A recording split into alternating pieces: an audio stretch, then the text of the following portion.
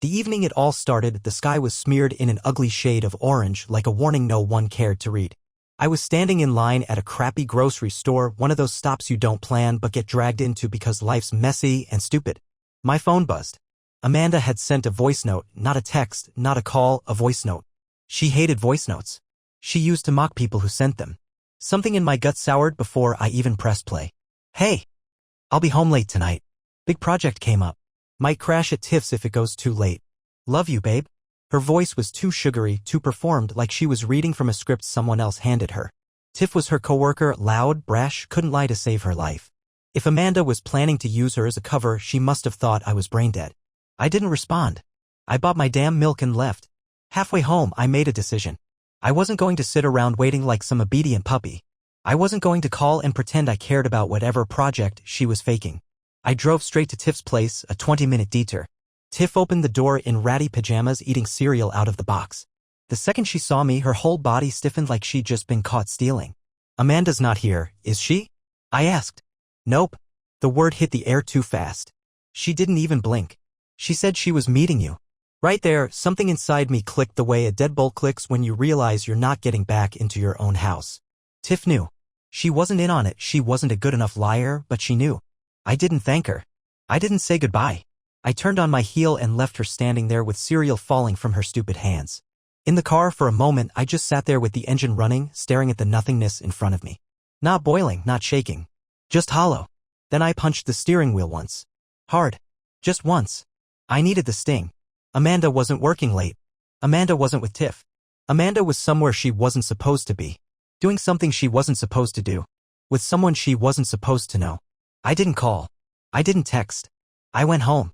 And there it was, the first real sign of betrayal laid out for me like some cruel joke. Her red heels, the ones she wore when she wanted to impress, not work, tossed carelessly in the hallway. Her bag dumped on the counter, not neatly placed like always. A half-finished drink on the coffee table. But no Amanda. I sat down in the living room and waited. 10 minutes turned into an hour. Midnight crawled past like a dying thing. Then at 1:37 a.m. the door opened. Quietly, like she thought she could slip back in unnoticed. She flinched when she saw me. Not because she was surprised to see me awake, no, she was surprised that I knew.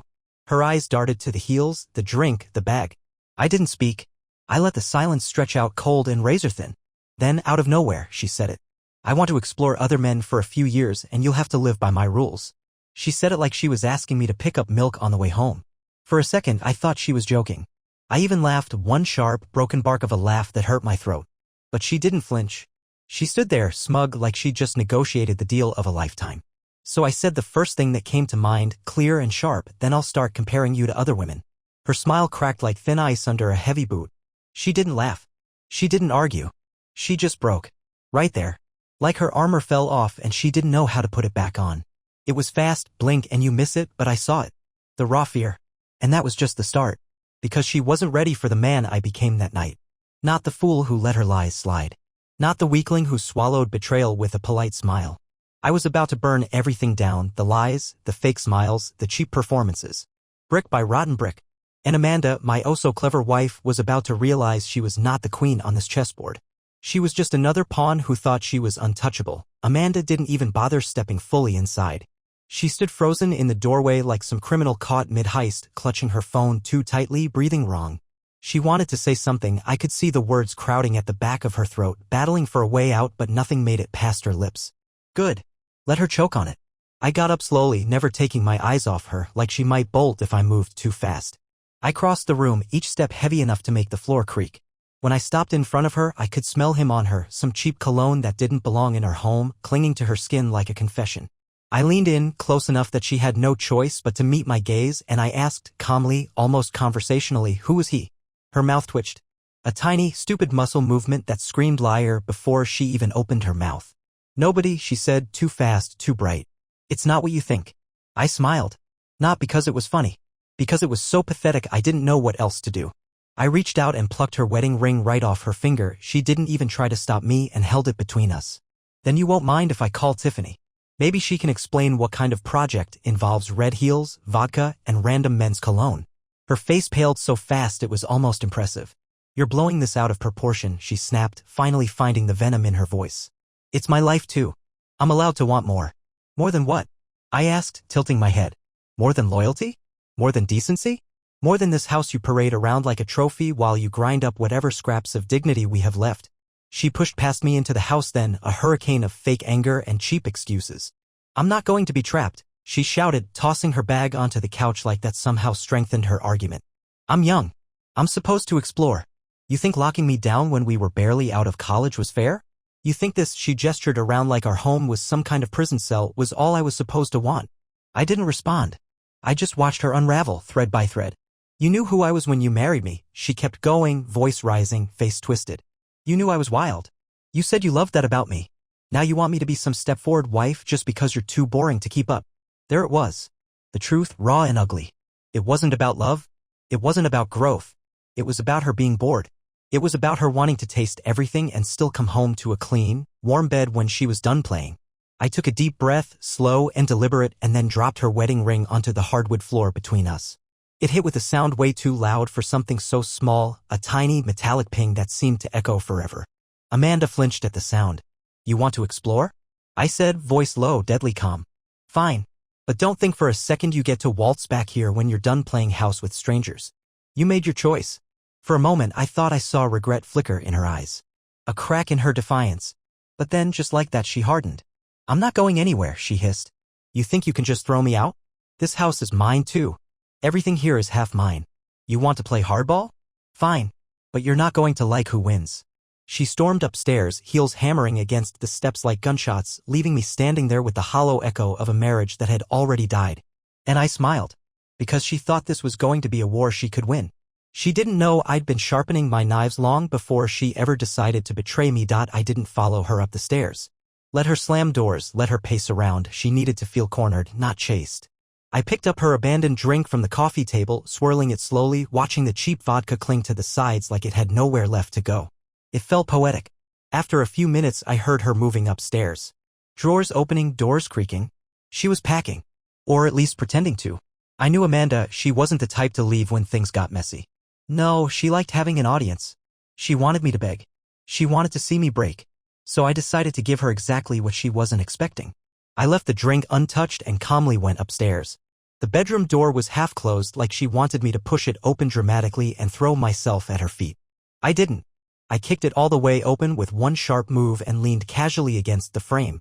She was tossing random clothes into a duffel bag, her movements jerky, fake tears clinging to her lashes. Oh look, I said lightly. The great adventurer packing her silk blouses and stilettos. Hope the other men appreciate designer labels. She whirled on me, fists clenched. You're acting like a child, she snapped. No, I said, stepping into the room. You're acting like a child. Screaming for new toys when the ones you have aren't shiny enough anymore. Amanda didn't back down. She dropped the bag onto the floor and crossed her arms, daring me to come closer. You think you're so righteous? She spat. You think you're better than me? You don't even know me. That hit harder than I expected. 6 years. Vacations. Christmases. Laughing over burnt dinners and crying when the world felt too heavy. And now she stood there, looking at me like I was a stranger she wouldn't even bother lying to properly. I took one slow step forward, the air between us snapping like stretched wire. Maybe I didn't know you, I said quietly. But you know what's worse? You didn't know me either. You thought I was soft. You thought you could smash everything we built and I'd just pick up the pieces for you. I smiled then, a cold, hollow smile that felt strange on my face. You're about to find out just how wrong you were. She laughed, sharp, brittle, but there was fear under it. Real fear. She tried to cover it up by grabbing the duffel and shoving past me. You're pathetic, she hissed over her shoulder. And you're empty, I said back, not even raising my voice. You think running into other men's beds will fill the void you carry inside you? Good luck. Amanda froze in the hallway, shoulders tight. You don't get to talk to me like that, she shouted. No? I said, walking after her, every word a knife carefully placed between her ribs. You gave up that privilege when you decided my loyalty was worth less than your next cheap thrill. She spun on me, furious. I thought for a second she might hit me, I almost wanted her to. But instead she smiled. Sweet and venomous. I'll make sure everyone knows what a miserable little man you are, she said. You're going to be the joke at every party, every dinner. Poor Mark. Couldn't even keep his wife interested. Couldn't even keep her satisfied. There it was. The real Amanda. No more masks. No more sweet smiles. Just raw, ugly spite. I didn't react. I didn't flinch. I just leaned in, close enough that she had to tip her head back to meet my eyes. You think I'm scared of a bitch with nothing left to lose? I said calmly. You think your words are bullets? No. They're confetti. Empty. Meaningless. And you're the one who has to live with the fact that no matter how many beds you crawl into, you'll never be anything more than a footnote in someone else's story. She slapped me then. Hard. The crack of it echoed down the hall, sharp and final. I didn't move. Didn't raise a hand. I just looked at her, expressionless, while she stood there, breathing hard, shaking like a child who didn't get her way. She realized in that moment that she had lost. Maybe not the house. Maybe not the money. But me, the version of me who loved her, who fought for her, that man was dead. Without another word, I turned and walked away, down the stairs, out of the house, into the bitter night. And for the first time in a long, long time, I didn't feel trapped. I felt free. The cold bit into my skin the moment I stepped outside. I didn't even grab a jacket. I didn't care. I needed the chill. Needed it to burn away the last of whatever weakness Amanda thought she could use against me. I didn't have a plan. Not yet. But that didn't matter. Amanda thought this was going to be another screaming match, another dramatic breakup she could milk for attention. She didn't realize this wasn't a negotiation. This wasn't about us anymore. This was about me now. I drove. No destination, no music. Just the dull roar of the tires on wet asphalt. In my mind, everything was snapping into brutal, beautiful clarity. I wasn't going to be the heartbroken husband dragging his feet through lawyers and therapy. No.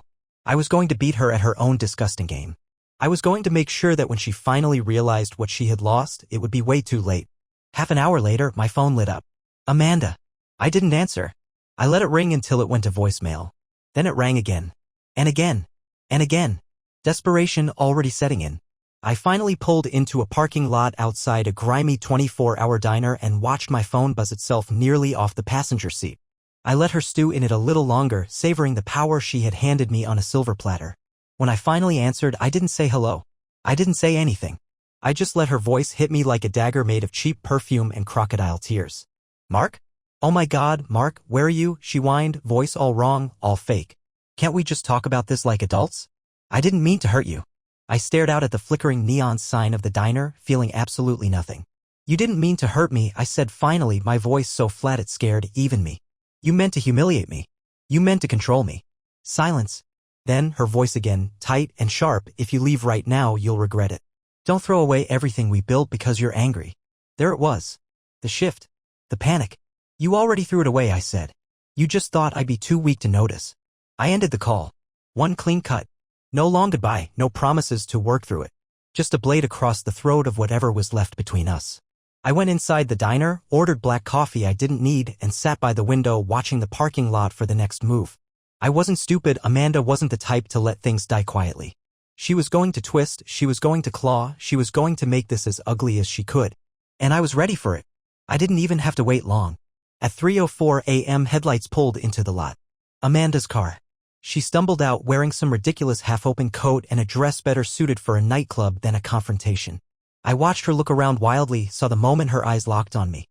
She ran toward the diner like she thought this was a rom-com and I was going to jump up and sweep her into some dramatic reconciliation. I didn't move. When she burst through the door, the few sad souls nursing coffee at the counter barely even looked up. Just another midnight drama they'd forget in the morning. Amanda rushed to my table, slapped her hands down on it, and leaned in. I'm not letting you do this, she hissed. I looked up at her, really looked, and for the first time I didn't see the woman I married. I saw exactly what she was, desperate, shallow, a black hole trying to suck in anything that gave her worth. You already did, I said quietly. She sat down across from me without being invited, hands shaking. I'll change, she whispered. I'll fix it. No, you won't, I said. You're not sorry you did it. You're sorry you got caught. Tears welled in her eyes, a performance, nothing more. I knew those tears. I'd seen the real ones before. These weren't them. You can't just throw us away, she said, voice breaking. You can't. I smiled a slow, cruel smile. I'm not throwing us away, Amanda. I'm throwing you away. She recoiled like I slapped her. Then, like flipping a switch, the tears vanished. The mask fell. And the venom returned. You'll be nothing without me, she spat. You think anyone else is going to put up with you? You're cold. You're boring. You're replaceable. I leaned back, savoring the sight of her unraveling. That's the difference between us, I said. You're replaceable. I'm remembered. She didn't know how to answer that. She opened her mouth, closed it again, looked around like someone was going to save her from drowning. But no one came. Because no one cared. I stood up, threw a 20 on the table, and looked down at her one last time. Good luck, Amanda, I said, voice steady. You're going to need it. I walked out into the cold without looking back. And the night swallowed her whole. The next morning wasn't peaceful. I didn't wake up feeling liberated or victorious. I didn't even sleep, if we're being honest. I just lay there in the half-darkness, staring at the ceiling, waiting for the next move. Because Amanda wasn't the type to lick her wounds and move on. She was the type to reload. And sure enough, by 9:13 a.m. the war began. My phone exploded with messages, not from Amanda, but from mutual friends, people we knew from college, her yoga class, our neighborhood barbecues. All of them sudden investigators, all of them armed with half-truths and heavy judgment. She said you're having a midlife crisis. She said you're seeing someone else and you're trying to blame her. She said you're unstable. That you scared her. Every text hit like a hammer, not because they hurt, no, the real sting was seeing how fast people picked their sides. People I thought knew me. People who smiled in my face a week ago now slipping knives between my ribs. Amanda didn't just want to leave. She wanted to bury me.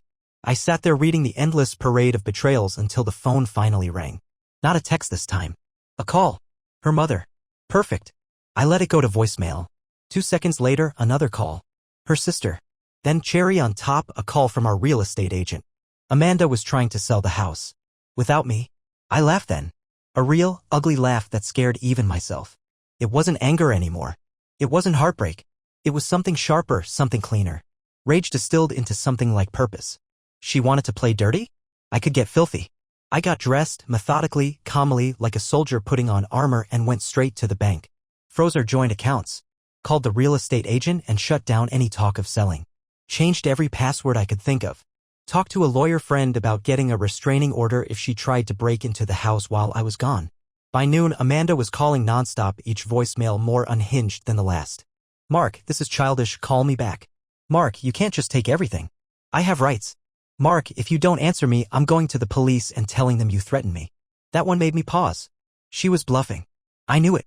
Amanda was a lot of things, but she didn't have the guts to escalate to the point where she had to sit under oath and lie. Still, it was a reminder there were no rules anymore. No low she wouldn't sink to. That evening when I pulled into the driveway, she was already there. Sitting on the front steps, arms wrapped around herself, looking small and broken under the setting sun. The moment I stepped out of the car, she sprang to her feet. You're being cruel, she cried. You're punishing me for one mistake. One mistake. I said, voice dry as dust. Amanda, you didn't trip and fall into another man's bed. You planned this. You wanted this. She rushed toward me, grabbing at my jacket like she could physically stop me from leaving again. I didn't mean for it to go this far, she pleaded, tears rolling down her face. I pried her hands off me like they were poison. You wanted to explore, remember? I said, voice low, deadly. Explore, Amanda. Get lost. I'm not the one holding you back anymore. She shook her head frantically, eyes wide with a panic she couldn't fake this time. I made a mistake, she whispered. I thought there'd be time to fix it. I thought you'd always be there, waiting. There it was. The ugly, pathetic truth. She never thought she could lose me. She thought she could shatter every piece of trust between us and I'd still be there, duct tape in hand, ready to fix it for her. She thought I was weak. I turned and walked past her, up the steps, unlocking the door. She tried to follow me, but I stepped inside and slammed the door in her face without a word. Her sobs followed me through the wood. I didn't feel a damn thing. Because real love doesn't survive deliberate betrayal. It doesn't survive a wife who looks you in the eyes and says, you'll live by my rules like you're her pet and not her partner. And if she thought this was the end of it, if she thought I was going to roll over and let her spin her lies while tearing down what little I had left, she was about to find out just how far I was willing to go to make sure she remembered exactly who she tried to break. Amanda didn't leave after I slammed the door in her face. She stayed out there, pacing the porch like a trapped animal, sobbing, then raging, then sobbing again. I heard her fists hit the door once or twice, then her voice, lower, desperate. I'll tell everyone it was your fault, she shouted through the door. I'll make them hate you. I leaned against the hallway wall, calm, collected, letting her threats bounce off me like pathetic little raindrops. It wasn't anger that filled me now, it was something far colder. A sort of brutal clarity. She still didn't get it. She thought she could control the narrative just like she controlled everything else. Not this time. After an hour of drama, she left. I watched through the window as she got into her car and peeled out of the driveway like a teenager after curfew. I waited another 30 minutes before moving, giving her enough time to think she had the advantage. Then I started planning. First, I texted our closest mutual friends short, sharp messages. No whining, no accusations. Just facts. I told them Amanda had requested an open marriage without warning, and when I said no, she threatened to explore other men and demanded I live under her terms. I didn't beg for sympathy. I didn't ask for sides. I just gave them the truth. It was brutal in its simplicity. And it worked. Within an hour, texts started rolling in. Dude, what the hell? She told us you cheated. She's been badmouthing you for weeks. We didn't know. She's losing it, man. Stay strong. I didn't reply. I didn't need to. The seed was planted. And Amanda's carefully crafted mask was starting to crack in front of the very audience she thought would worship her. Next, I pulled up the joint financials. She had no idea I had quietly prepared for this day months ago when little signs started popping up, the late nights, the secretive texts, the way she stopped wearing her wedding ring when she went out with the girls. I had transferred my salary into a private account for months without her noticing. The house? In my name. She signed it away during a refinance she barely read.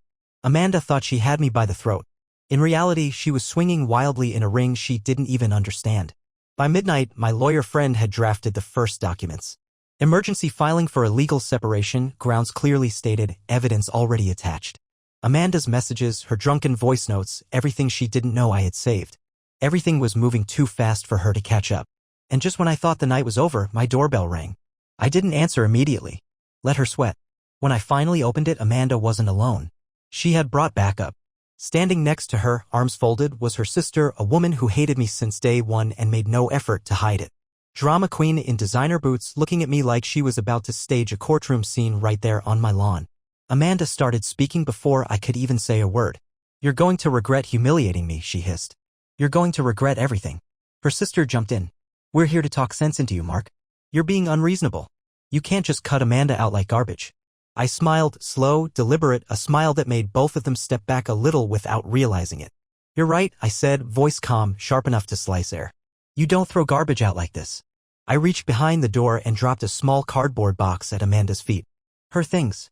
A few photos, her stupid wine glass collection she loved more than real conversations, the designer handbag I bought for our anniversary that she once said was the least you could do. Amanda stared at the box like it was radioactive. Her sister opened her mouth to spit some fresh insult, but I cut her off. Next time you come here uninvited, I said, bring a lawyer. Or don't come at all. Amanda's face crumbled for a split second. One real crack. One real flash of horror. Not because of the stuff. Because she realized, finally, deep down, that she wasn't going to talk her way out of this. Not with tears. Not with rage. Not with lies. She picked up the box with shaking hands. Turned away. But before she left, she muttered just loud enough for me to hear. You'll miss me. You'll be begging for me to come back. I didn't even blink. Because Amanda still didn't get it. I wasn't surviving her betrayal. I was thriving because of it. And soon, she was going to understand exactly how dangerous a man becomes when he stops forgiving. 2 days passed. Silence, but not the kind that brings peace, the kind that hums under your skin, electric, warning you a storm is coming. I spent those 2 days tying off every loose end she could pull. Bank accounts split, credit cards locked, every password from Netflix to the mortgage changed. I even swapped the locks on the house. Amanda would find out soon enough the hard way, but I didn't care. I wasn't going to make it easy for her to weasel her way back in. On the second night, it hit. The storm. It wasn't her first move. It was her desperation play. At exactly 8:47 p.m., my phone exploded again, but not with calls or texts this time. Photos. Screenshots. Emails. Amanda had decided if she couldn't win by sympathy, she would win by destruction. She sent half our world snapshots of fake conversations between us, heavily edited, out of context, twisted. Messages I had written her over the years pulled apart, stitched together to make it look like I was the monster. Accusations flying, controlling, manipulative, emotionally abusive. Perfect little sound bites tailored to rip apart everything I had ever built. I didn't respond. I didn't have to. Because while Amanda was busy throwing gasoline, I had already quietly soaked her entire narrative in something even more dangerous, the truth. And the truth was louder than any lie she could scream. I went online. Uploaded a folder, neat and clean. Screenshots of her messages about exploring other men. Voicemails where she laughed about manipulating me. Emails where she casually listed rules for our open marriage she thought I'd blindly accept. No anger. No insults. Just facts. Then I sent it to the same list she had bombarded. Within an hour, the silence cracked wide open. My phone buzzed nonstop. Holy hell, man, I'm so sorry. She lied to everyone. She's crazy. You're lucky you're out? Amanda's little empire of sympathy burned to the ground in real time, and I watched it collapse with the detached interest of someone flipping channels on a boring Sunday afternoon. But Amanda wasn't done yet. Oh no. At 11:23 p.m., headlights pulled into the driveway. A hard knock at the door followed. I knew it was her before I even looked. But she didn't come alone this time. She brought her secret weapon, her new boyfriend. Or whatever you call a man who hangs around a married woman knowing full well she's blowing up her life. The guy was big. Muscles for brains type. Baseball cap on backward, arms crossed like he thought standing there made him part of some fight. Amanda's face was different tonight, not angry, not smug, desperate, in a new way. Wild. I opened the door just a crack. "What?" I said, voice cold enough to frost the air between us. She took a shaky breath. "This is Travis," she said, gesturing at the giant beside her. "He's here to make sure you don't hurt me." I almost laughed. Almost. Instead, I leaned against the doorframe casually and said, "You really think bringing a new toy to my front porch is going to scare me?" Travis stepped forward, puffed up. "You need to back off, bro," he said, low and fake threatening. "She says you've been stalking her." I smiled. It wasn't a nice smile. "Stalking?" I repeated. "She's been camped out on my porch for days, blowing up my phone, dragging me through the mud online, and I'm the one stalking?" Amanda's jaw clenched. "She just wants to get her things," Travis said. I shook my head slowly. "She's got a box. That's it. That's all she gets." Amanda's eyes flashed. She wasn't used to being treated like the villain. She was still trying to fit herself into the victim's costume, hoping if she cried loud enough, someone, anyone, would believe her. But the world was different now. The lies weren't enough. She wasn't enough. I stepped back, shoved the box out the door at their feet, and said, "This is the last time you set foot on this property. Next time, it's the police. No fake tears, no boyfriends playing bodyguard. Done." Amanda opened her mouth, but nothing came out. She wasn't ready for a version of me that didn't love her, that didn't even hate her. She was nothing now. Just another lesson. Another regret. Another name without a face in the story of my life. I closed the door. Hard. And this time, she didn't come back. The next week was a strange kind of quiet. Not peace, no, peace implies resolution. This was more like standing in a ruined city after the bombs have dropped. You can still smell the smoke. You can still hear the echoes. I went to work. I came home. I lived. Amanda's name didn't come up anymore. People had stopped pretending to pick sides. She had burned every bridge with gasoline she thought was perfume. And now she was out there somewhere, sitting in the ashes, wondering how it had all slipped through her fingers. I should have felt victorious. Instead, I felt alert. Because women like Amanda don't walk away quietly. They don't rebuild. They don't reflect. They reload. And exactly 8 days after the last doorstep scene, Amanda fired her next and most dangerous shot. It started when I got a call from an unknown number around noon. I normally ignored those. But something told me to answer. "Mr. Sullivan," the voice on the other end said. Professional. Crisp. "This is Detective Carlson with the local PD. We received a statement from your wife this morning. She's accusing you of domestic threats and harassment. We need you to come in for questioning." There it was. Her final weapon. Not the truth. Not love. The system. For a few seconds I didn't say a word. I just stood there, the city noise blurring around me into nothing. "Understood," I finally said, voice calm. "When and where?" The detective gave me the details, polite but flat. He wasn't accusing me yet. Just ticking boxes. Amanda was trying to turn the world itself into her weapon. If she couldn't win through lies, she'd bury me in paperwork and mugshots. But she had miscalculated one thing. I wasn't scared. I was ready. I went to the station that afternoon alone. No lawyers. No dramatics. Just a folder under my arm, the same folder filled with every recording, every message, every screenshot of Amanda admitting she was exploring while still pretending everything was normal. The interview room was exactly what you imagine, small, gray, dead air hanging like wet clothes. Detective Carlson sat across from me, flipping through a thin file.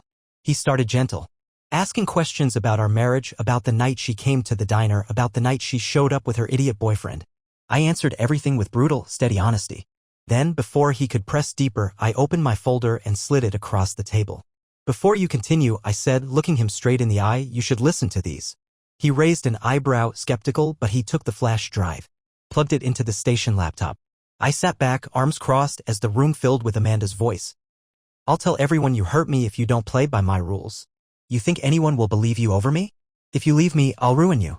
The detective's face didn't change much, but the tension in the room cracked and drained out like a slow leak. He clicked pause. He looked at me differently now, not like a suspect. Like a man who had been targeted. "This changes things," he said simply.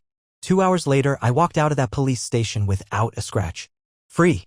Amanda had officially lost her last bullet. And she didn't even know yet. That evening, I poured myself a drink, not to celebrate, but to mark the moment, and sat on the porch under a sky so dark it looked like it could swallow the world. The doorbell rang. I didn't move. It rang again. Finally, I got up and opened the door. Amanda stood there, no makeup, no flashy clothes, no bodyguard. Just her. Small. Defeated. Ruined. She didn't speak at first. She just looked at me like a woman drowning but too proud to call for help. I waited. Let her stew in the silence she had created. Finally, she whispered. I didn't know it would get this bad. I didn't blink. Didn't soften. You threw the first stone, I said. You just didn't think the wall would fall on you. Tears welled up. Real this time. She dropped her gaze, voice breaking completely. I lost everything. I stepped out onto the porch, closing the door behind me so she couldn't even dream of stepping inside. No, Amanda, I said, voice low. You didn't lose it. You gave it away. Piece by piece. Lie by lie. She broke then, not loudly, not dramatically, but in that terrible, empty way people break when they realize there's no one left to fool. I'm sorry, she whispered. For what? I asked. For cheating? For lying? For trying to destroy me? Or just for losing? She didn't answer. Because we both knew the real reason. She wasn't sorry for what she did. She was sorry it didn't work. Without another word, I stepped past her, down the steps, out into the night, leaving her standing there, clinging to the ruins she built with her own 2 hands. And I didn't look back. Not even once. I didn't sleep that night either. Not because of Amanda. Not anymore. Because for the first time in years, the house was clean. Not just the floors, the walls, but the air itself. No lies soaked into the furniture. No fake apologies tucked into the sheets. Real silence. I sat outside until the sky bled from black to bruised purple, thinking not about Amanda, but about the man I had let myself become, the man she had counted on being predictable, soft, salvageable. He was dead now. And I had no plans to bring him back. The days that followed were strangely efficient. I finished the legal paperwork with a cold precision. Separation became divorce. Divorce became freedom. Amanda, meanwhile, spiraled. I heard through mutual acquaintances, the ones who weren't stupid enough to turn their backs on me, that she was crashing on couches now, telling 1,000 different versions of the story. In one, I had abandoned her. In another, I had become emotionally distant. In the saddest version, she had been trapped in a loveless marriage. She still didn't understand. Nobody bought it anymore. Her friends weren't returning her calls. Her family was tired of the drama. The guy she paraded in front of me, Travis, the musclehead savior, ghosted her within a week after realizing Amanda's drama wasn't just temporary. It was her entire personality. In the end, she wasn't left with enemies. She was left with nobody. But even then, even when she should have been licking her wounds, starting over, doing anything except clinging to the past, Amanda made one final move. A letter. It arrived on a Thursday, stuffed awkwardly into my mailbox, hand-addressed like she thought this was some epic final act that would rewrite everything. I didn't open it right away. I set it on the kitchen counter, made coffee, ate breakfast, ran errands, all while that envelope sat there like a ticking bomb that didn't know I had already cut all the wires. When I finally opened it, the smell hit me first. Her perfume. Soaked into the paper, heavy and suffocating. The letter wasn't an apology. It was a confession. Page after page of manic handwriting, Amanda dumped everything she never had the guts to say to my face. She admitted she never really wanted to get married. She admitted she loved the idea of me more than she ever loved me. She admitted she had resented me for making her feel small even when I was the one pushing her to dream bigger. But the worst part wasn't what she admitted. It was what she still refused to understand. At the end, in a final paragraph smeared with either spilled perfume or actual tears, she wrote, "If you ever find it in your heart to forgive me, maybe there's a version of us that could still exist. Maybe we could build something new. Hope." Even now, she clung to it like a rotting life raft in the middle of an ocean she threw herself into. She still thought there was an US. She didn't get it. She never would. I burned the letter. No theatrics. No anger. Just tossed it into the fireplace, watched the flames eat it piece by pathetic piece until there was nothing left but gray dust and the faint, choking stink of old perfume. Amanda's story was over. Not with a scream. Not with a fight. But with silence. Final, absolute, and merciless. I didn't need revenge. I didn't need vindication. I had something she would never have again. I had peace. Real, brutal, earned peace. And that, in the end, was the sharpest, deepest cut of all. The next few weeks unfolded like a movie where the villain has already been defeated but the tension still lingers, like the credits are afraid to roll too early. Life moved on. I moved on. The house was lighter. The food tasted better. Even the air seemed less heavy, like it had finally expelled the last traces of Amanda's poison. I worked more. Laughed more. Slept better. And every day Amanda faded a little further from my mind, like a bad dream you can't quite remember when the sun comes up. But of course, the story wasn't finished. One last move. One final gasp from the woman who couldn't accept she had been outplayed by her own selfishness. It happened on a Friday night. I was out with some friends, real ones, people who had stood by me while everything collapsed. When I got home, I found it. Not Amanda herself. Not a letter. Something worse. The front door, slightly ajar. I froze for half a second, instincts roaring awake. Had someone broken in? Was Amanda that desperate, that reckless? I pushed the door open fully and stepped inside. And there it was, a message. Not written in blood or broken glass. Amanda wasn't that theatrical. No, she had chosen something far pettier. Every photo of us that had once hung on the walls was gone. Every memory she could erase, she had. She had stolen the past itself. And in the middle of the living room floor, placed neatly like some cursed gift, was her wedding dress. Still perfectly white. Still perfectly preserved. But ruined now. Tainted. A relic of a life she had burned to the ground with her own hands. Taped to the dress was a note. 3 words. You'll regret it. No signature. No explanation. Just a childish threat scrawled like graffiti on a tombstone. I stood there for a long time just staring at it. Not angry. Not hurt. Pity. That's all I felt. Because Amanda had lost more than a marriage. She had lost herself. And in her broken mind, she thought she could still scare me. Still pull me back into her orbit one last time. She didn't understand. You can't threaten a man who's already free. You can't haunt someone who's already burned the house you died in. I picked up the dress, careful not to touch the note, and carried it outside. Dumped it in the trash where it belonged. I didn't even feel anything when it crumpled into the garbage like so much wasted silk. Then I changed the locks. Again. Added cameras. Made sure there wasn't a single doorway she could slip through, not even in spirit. Amanda's last move had failed. She wasn't the queen. She wasn't the villain. She wasn't even a worthy opponent. She was a footnote now. A ghost with no home to haunt. And me? I was alive. More alive than I had ever been while trapped inside the golden cage she called a marriage. The final chapter wasn't hers to write anymore. It was mine. And I had already chosen how it ended. Without her, months passed. Real months, not the kind you just survive through, the kind you live. Seasons changed. Leaves fell. Snow came. And somewhere along the way, without me even realizing it, Amanda became nothing more than background noise. A name without weight. A ghost that no longer had permission to haunt the walls of my mind. I didn't check on her. Didn't stalk her social media. Didn't ask our few mutual friends for updates. She could have moved to another city, changed her name, started another cycle with another man she would eventually betray. It didn't matter anymore. Her story ended at my front door that night she left her dress on the floor like a dead animal. The real story, the one that mattered, was the one I was building for myself. I rebuilt my life with ruthless precision. New habits. New friends. New goals. But not out of spite. Not out of rage. Out of something Amanda never really understood, self-respect. For the first time in years, I woke up each morning not wondering how to fix something that shouldn't have been broken in the first place. I didn't have to tiptoe around fragile egos.